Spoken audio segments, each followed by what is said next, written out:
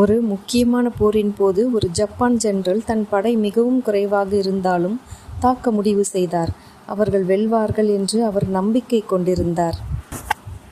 ஆனால் அவரது படை வீரர்கள் சந்தேகத்தில் இருந்தனர். போருக்கு செல்லும் வழியில் அவர்கள் ஒரு கோவிலில் நின்றனர். வீரர்களுடன் பிரார்த்தனை செய்த பிறகு ஜெனரல் ஒரு நாணயத்தை எடுத்தார் மற்றும் இப்போது இந்த நாணயத்தை தூக்கி எறிவோம். தலை வந்தால் நாம் வெல்வோம், வாள் வந்தால் நாம் தோல்வி அடைவோம். விதி இப்போது வெளிப்படும் என்றார்.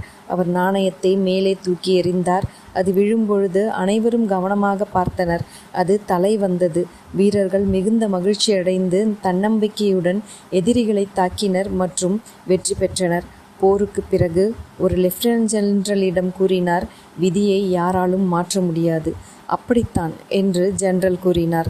பின்னர் அவர் அந்த நாணயத்தை காட்டினார். அதில் இரு பக்கங்களிலும் தலை இருந்தது.